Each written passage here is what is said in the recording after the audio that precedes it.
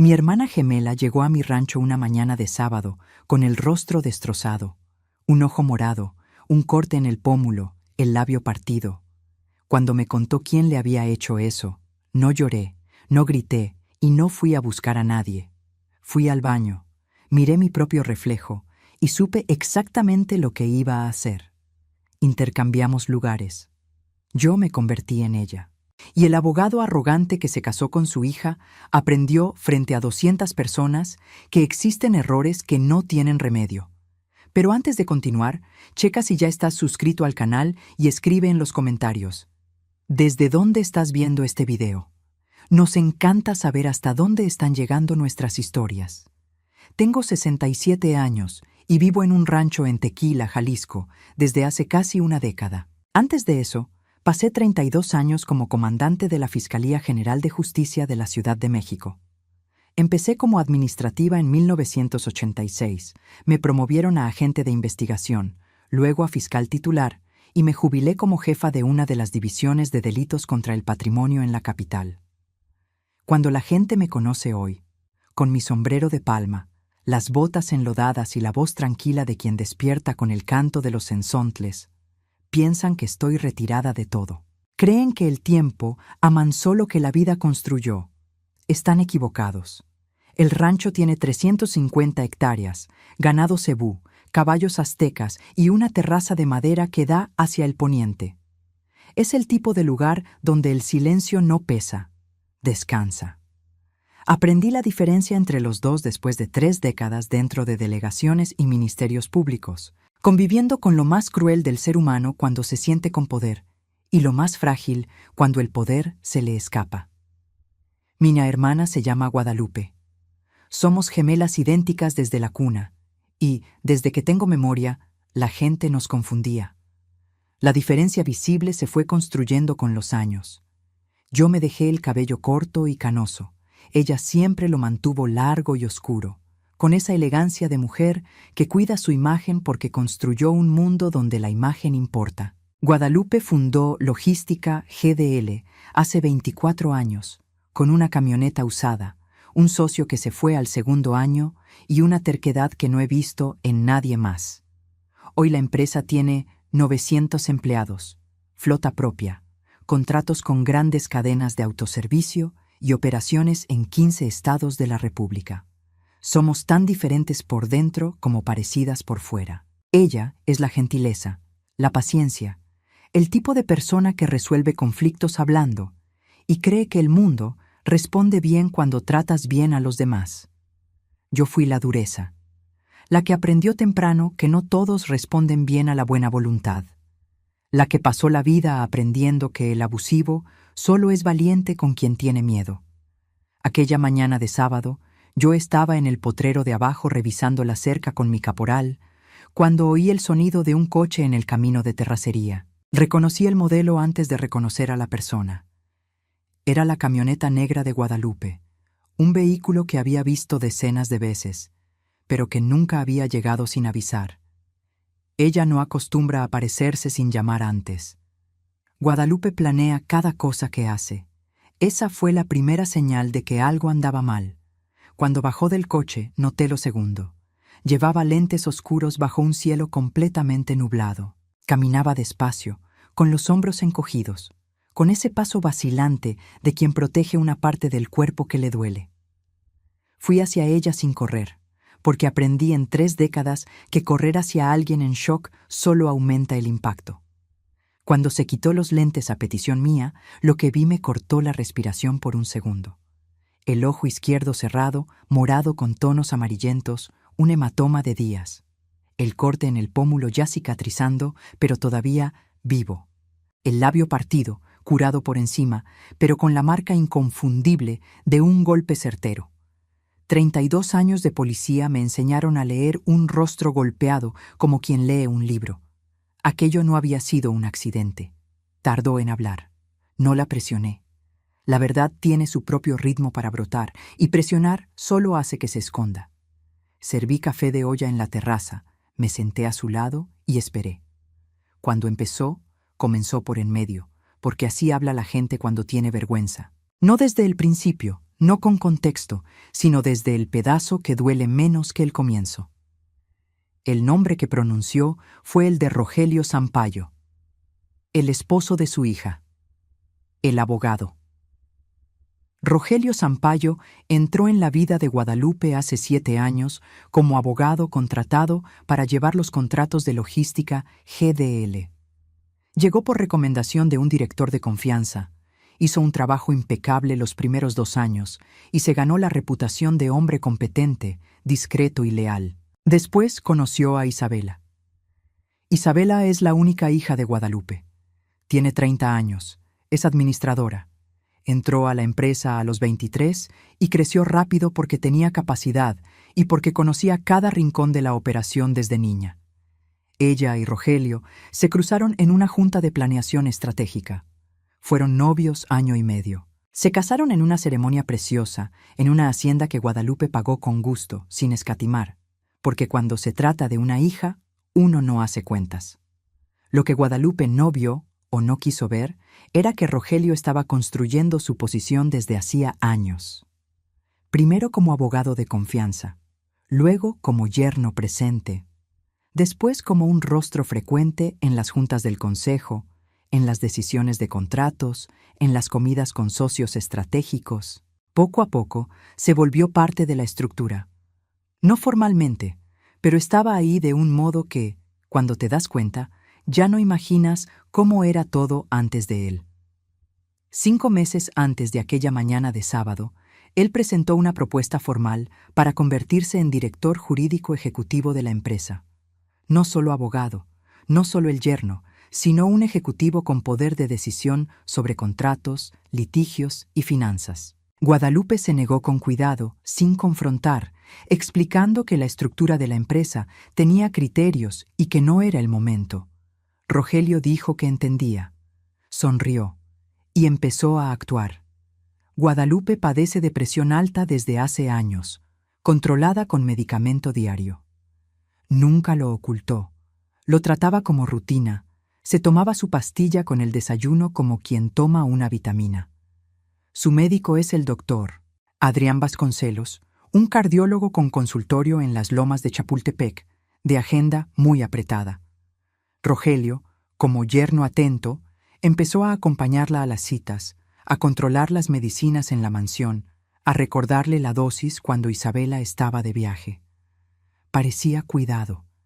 Era una construcción de dependencia.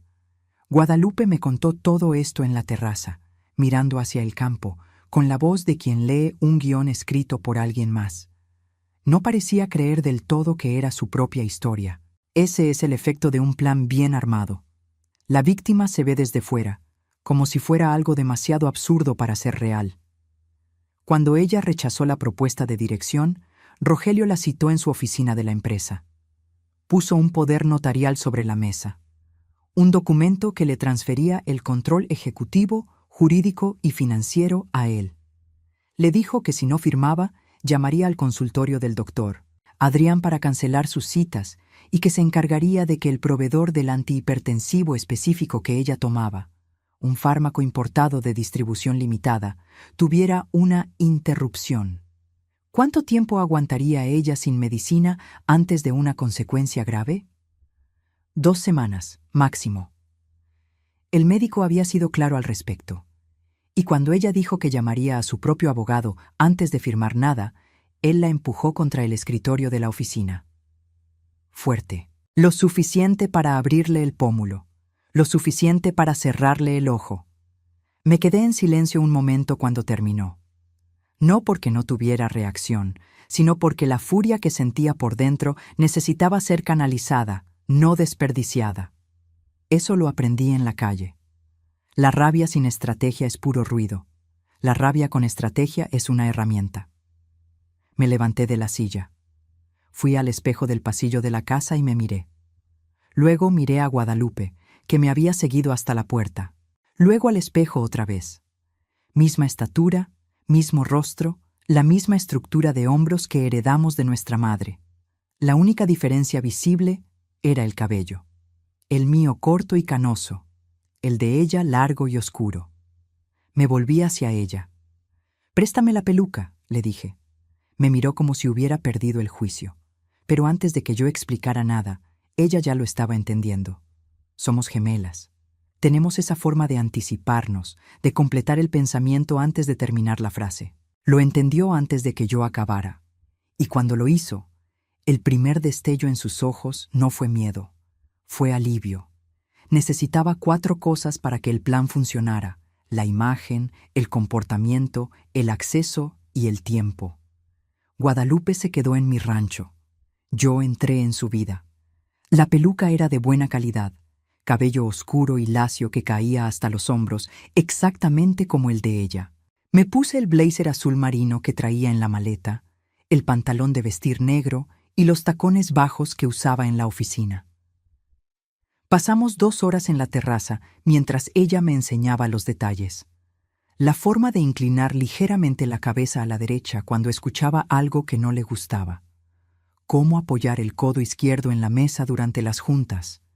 El modo de tratar a los empleados por su nombre, con esa cordialidad firme que cultivó por décadas. Me dio las contraseñas de los sistemas, el código de la alarma de la mansión en Polanco donde vivía, el PIN del celular, los contactos del chofer, del ama de llaves, de la cocinera. Me contó los hábitos de Rogelio, sus horarios, sus mañas, cómo se comportaba cuando creía que estaba solo y las cámaras estaban apagadas. Antes de tomar el coche, llamé al doctor Adrián directamente. Me presenté como Guadalupe. Dije que por razones personales necesitaba asegurar mi medicamento fuera del esquema habitual y pedí recogerlo directamente en el consultorio en 2 días. Él aceptó sin cuestionar. La palanca de Rogelio estaba rota. Guadalupe tendría su medicina. Mi perra Bruna me acompañó. Una Doberman de 38 kilos, obediente como pocas, imponente como cualquier animal que nace con la seriedad pintada en la cara. A Guadalupe le gustaban los perros. Tendría sentido llevarla. La mansión me recibió como esperaba. Portón automático, seguridad en la caseta, jardín impecable, una fachada que gritaba dinero acumulado por años.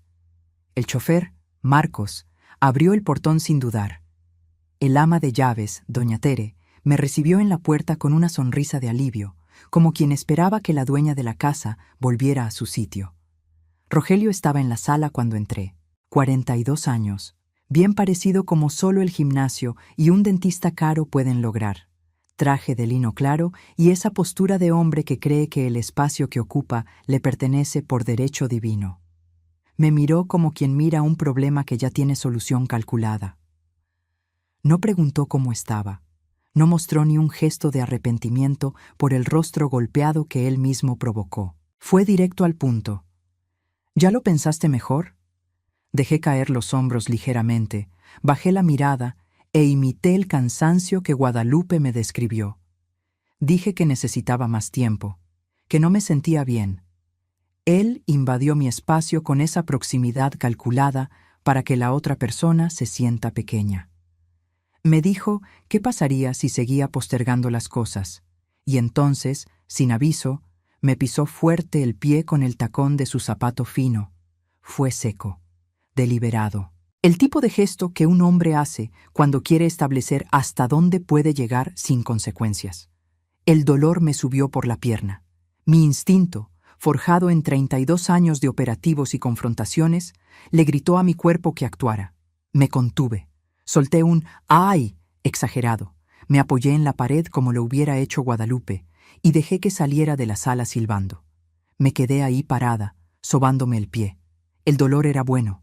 Me recordaba por qué estaba allí. Y me dio una información valiosa que usaría en el momento justo. Esa noche, después de que Rogelio subió al despacho, doña Tere me llevó a la cocina con ese aire de quien necesita hablar, pero teme las consecuencias. Me dijo bajito que el licenciado Rogelio había dado instrucciones sobre qué servirle a la señora en las comidas, que había prohibido cosas que a Guadalupe siempre le gustaron, que había cambiado los horarios de la cena para favorecer sus compromisos, no los de ella. Controlaba lo que comía, controlaba lo que tomaba, controlaba a quién veía dentro de su propia casa. Vas reduciendo el mundo de alguien hasta que solo quedas tú. Eso no es cuidado. Eso es un secuestro hecho de paciencia. Al segundo día, entré al despacho de Guadalupe dentro de la mansión mientras Rogelio estaba en una junta externa. Usé las credenciales de administrador que ella me dio en el rancho, y lo que encontré en esas carpetas digitales me hizo detenerme a respirar hondo 2 veces antes de seguir. Rogelio estaba desviando dinero de logística GDL desde hacía casi 2 años. No de forma burda. Era el trabajo de alguien que conocía cada recoveco de la estructura legal y sabía dónde esconderse. Contratos de asesoría con empresas que existían en papel pero no tenían operación real. Facturas de servicios que nunca se prestaron. Transferencias a cuentas en el extranjero vía empresas fantasma. Me tomó horas rastrear todo. Por lo visto, una comandante jubilada todavía tiene colmillo. Aproximadamente 12 millones de pesos desviados en 22 meses. No solo quería el control ejecutivo, ya estaba robando mientras esperaba que el control total llegara. Llamé esa misma tarde a Fernanda Luz. Fernanda fue mi subordinada por 11 años en la División de Delitos Patrimoniales. Hoy es fiscal titular en la Ciudad de México. Competente y discreta. El tipo de persona a la que llamas a las 3 de la mañana y te ayuda sin preguntar hasta entender qué pasa. Se lo resumí todo. Ella escuchó. Me preguntó qué equipo necesitaba. Cámaras pequeñas, alta definición, audio integrado, transmisión encriptada. Me dio una dirección para recogerlo al día siguiente. Ella misma vino personalmente disfrazada de técnica de Internet. Instalamos los dispositivos en 4 puntos estratégicos: el despacho de Rogelio, la estancia, la terraza donde hacía llamadas de noche y el pasillo del segundo piso. Esa misma noche, el primer audio valió cada minuto de espera. Estaba en su oficina, creyendo que estaba solo, hablando por celular en voz alta y sin cuidado.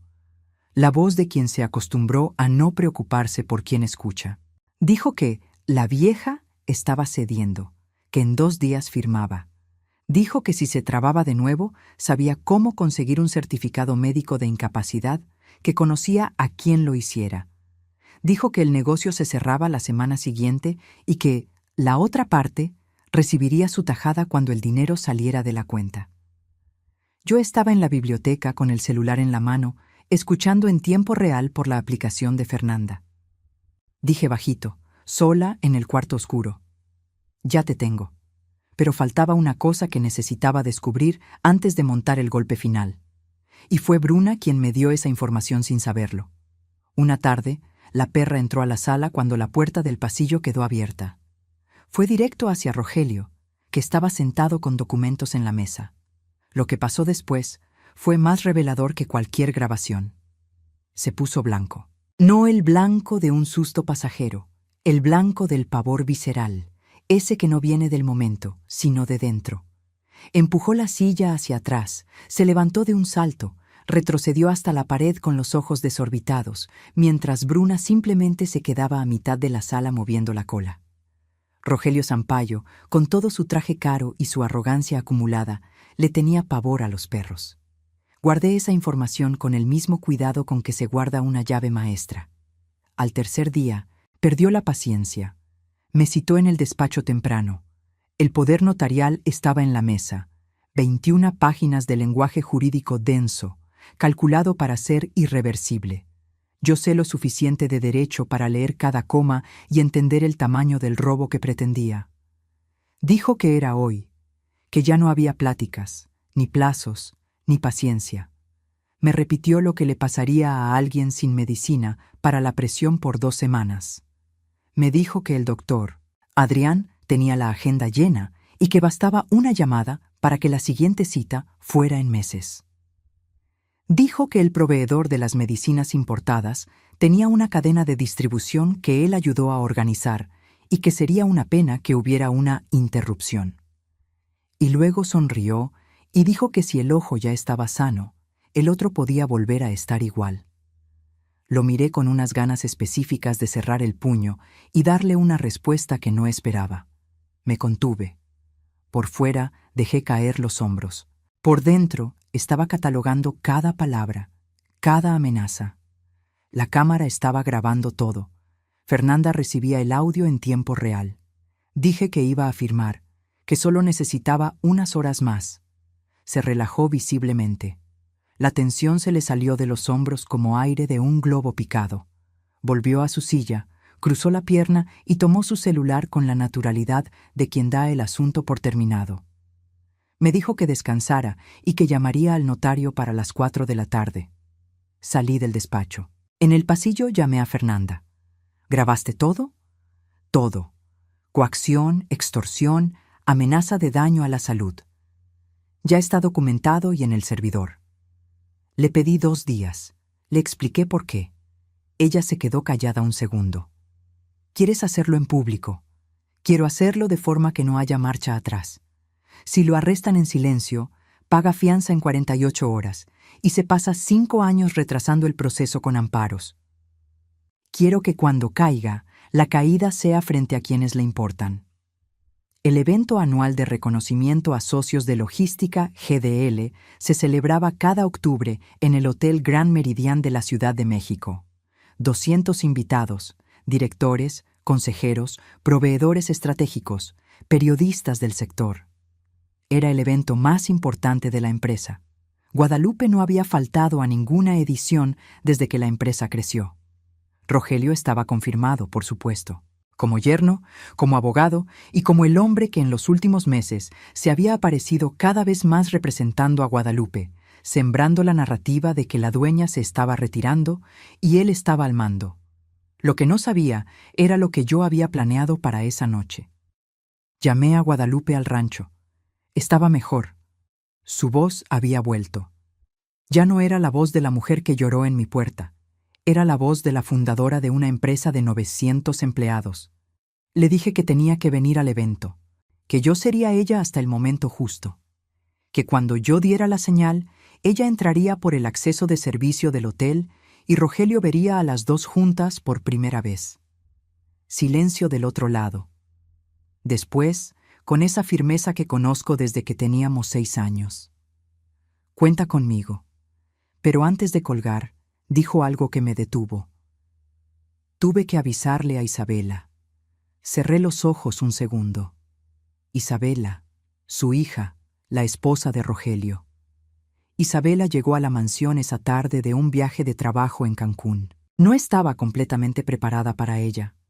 Guadalupe me había dado mucha información, pero la presencia es otra cosa. Cuando entró, noté de inmediato que era más observadora de lo que me habían dicho. El abrazo que me dio fue el de alguien que siente que su madre necesita afecto, pero no sabe pedirlo. Y cuando se alejó, sus ojos recorrieron mi rostro con esa atención detallada de quien intenta encajar una pieza que no cuadra. En la cena se quedó en silencio, observando. Le respondía a Rogelio con frases cortas. Varias veces la caché mirándome con expresión de duda. Más tarde, cuando Rogelio subió a su oficina, ella vino a la sala donde yo estaba. Se sentó enfrente. Me dijo con cuidado que quería ver mi mano derecha. Guadalupe tiene una pequeña cicatriz de quemadura vieja en el índice derecho, de un accidente con la estufa cuando teníamos 20 años.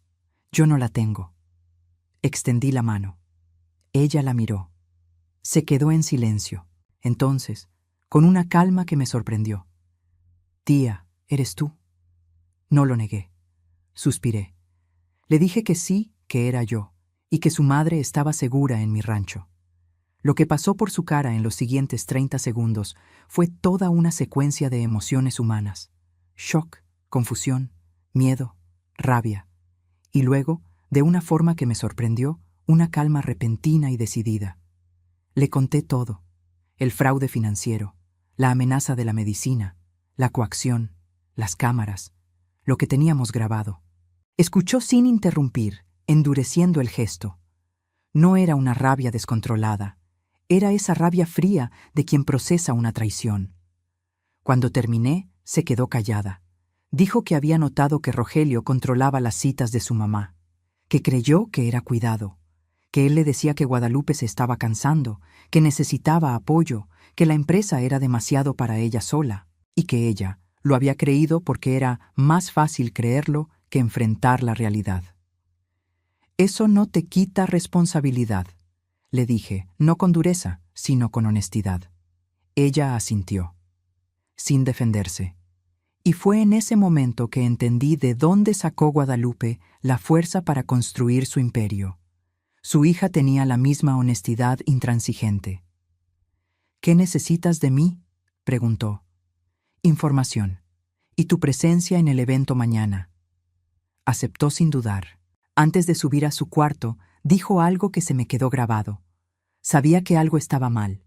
Elegí no ver porque ver me iba a costar todo lo que creía tener. Nunca más. El salón principal del hotel estaba montado a la perfección. Mesas redondas con arreglos florales, iluminación tenue, el logotipo de Logística GDL proyectado al fondo y 200 personas de traje y vestido conversando con esa ligereza de los negocios. Entré como Guadalupe. Peluca, un blazer color vino que ella misma eligió para el evento, y el paso firme pero ligeramente cauteloso que ella había desarrollado. La recepción que recibí me confirmó cuánto la respetaban. La gente se acercaba a saludar, a estrechar su mano, con una admiración real. Rogelio estaba al otro lado del salón con un grupo de directores. Me vio de lejos. Hizo un saludo corto, satisfecho. El saludo de quien cree que lo tiene todo bajo control. A las 9 de la noche, el maestro de ceremonias me entregó el micrófono para el discurso de apertura. Me levanté. Miré el salón. 200 personas en silencio. Empecé con la voz de Guadalupe, calma, firme. Hablé de los 24 años de la empresa, de lo que significa construir algo honesto. Y entonces dije que quería hablar sobre la honestidad, porque había descubierto que no todos en la empresa tenían la misma definición de esa palabra. Vi a Rogelio levantar la vista de su plato. Pedí al equipo técnico que proyectara unos documentos. La pantalla al fondo se encendió. Hojas de cálculo, contratos con empresas fantasma, transferencias internacionales, facturas de servicios inexistentes, cada documento con el nombre de Rogelio Sampaio como firmante o beneficiario. El salón quedó en un silencio sepulcral. Él se levantó. Dijo que era un error, que los documentos estaban fuera de contexto. Me miró con esa dureza que usaba en la mansión. Me llamó por el nombre equivocado. Me llamó Guadalupe. 12 millones de pesos desviados en 22 meses, dije. Contratos ficticios, prestanombres, cuentas en paraísos fiscales, todo documentado, grabado y entregado a la fiscalía. Él miró a los lados, a los directores, a las salidas. Además de las pruebas financieras, tengo grabaciones de audio de usted amenazando con dejar sin medicina a una paciente hipertensa si no firmaba un poder fraudulento. Eso se llama extorsión, coacción e intento de daño grave a la salud. Las puertas del fondo se abrieron. Fernanda entró con 4 agentes de civil posicionados estratégicamente. Y entonces las puertas laterales también se abrieron. Entró Guadalupe. Con su blazer gris, el cabello largo y oscuro, el rostro aún con la marca fina del corte en el pómulo, pero la postura erguida de la mujer que recuperó su lugar. El salón entero volteó a verla. Luego me vieron a mí. 200 personas hicieron la misma cuenta mental al mismo tiempo. Rogelio miraba de una a otra. Sus ojos recorrían cada detalle. La peluca en mi cara, el cabello real en la de ella, el salón, las cámaras, los agentes. Entonces miró las puertas del fondo, calculó y corrió. Abrió las puertas de servicio sin mirar qué había del otro lado. Bruna estaba allí, con correa y esa seriedad de Doberman que sabe que su sola presencia basta. Cuando Rogelio la vio, pasó lo que yo sabía que pasaría. El hombre que me había pisado con frialdad, que había empujado a Guadalupe contra un escritorio, que había montado un esquema de robo contra una mujer de 67 años, colapsó. Gritó. Retrocedió. Corrió en círculos por el salón, intentando alejarse de la perra que no hizo nada más que existir, hasta que cayó sentado en el suelo, en medio del banquete, frente a 200 personas. Fernanda se acercó. Le leyó sus derechos, le puso las esposas, lo levantó del suelo. Guadalupe llegó a mi lado. Nos miramos. Luego ella se volvió al salón, con esa voz que construyó una empresa por décadas, y pidió disculpas por la interrupción. Dijo que la cena continuaba, que la empresa seguía adelante y que, a partir de esa noche, ella permanecía exactamente donde siempre debió estar. El salón entero rompió en aplausos. Rogelio se quedó en prisión preventiva mientras se formalizaba el proceso. Con las grabaciones y los documentos, su abogado pidió un acuerdo pronto, lo que llevó a investigar más nombres en la red de desvío. La barra de abogados le retiró la cédula. Los clientes se fueron. El mercado abandona rápido a quien huele a escándalo. Isabela fue la primera en declarar voluntariamente. Entregó contraseñas, contactos y patrones que había observado. Luego fue al rancho. Dejé a madre e hija solas en la terraza por casi 2 horas. Cuando Isabela salió, tenía la cara de quien pasó por el fuego y descubrió que era más fuerte de lo que creía. Guadalupe volvió a la ciudad diferente, no por la edad, sino con la estructura más fuerte. Despidió a los guardias que Rogelio había contratado, convocó a una junta con todos sus empleados y contó lo que pasó sin filtros. Dijo que la empresa seguía, que ningún empleo peligraba y que ese capítulo estaba cerrado. Isabela asumió como directora de operaciones. El consejo aprobó por unanimidad, y Guadalupe creó la Fundación Logística Protege, de apoyo jurídico gratuito para mujeres de la tercera edad víctimas de abuso familiar, en colaboración con fiscalías especializadas. Transformó su dolor en una estructura para proteger a quienes no tienen quien los defienda. Eso es lo que hace una mujer de ley. Un mes después, yo estaba en la orilla del lago en mi rancho con la caña de pescar y Bruna echada a mi lado. Guadalupe apareció y se sentó conmigo con 2 cafés de olla. Nos quedamos en silencio, mirando el agua con esos colores de octubre de los altos de Jalisco. Dijo que yo le había salvado la vida. Le dije que no, que yo solo le recordé quién era ella, que ella construyó todo desde abajo, y ningún abogado oportunista le iba a quitar lo que le costó una vida entera. No mientras yo pudiera hacer algo. Nos quedamos en silencio hasta que el sol se ocultó. Ya no soy comandante, pero hay cosas que no se olvidan. El ojo entrenado para ver lo que no está en la superficie. El instinto de proteger al débil. La paciencia para esperar el momento y el valor para actuar cuando se presenta. Ser una expolicía jubilada en un rancho en Tequila no significa ser una mujer acabada. Significa ser una mujer disponible. Y la familia, a veces, necesita exactamente eso. Ahora, si te gustó esta historia, dale clic en suscribirte y dime en los comentarios qué parte te dejó con la boca abierta. Y no olvides hacerte miembro para tener acceso a videos exclusivos. Te espero allá.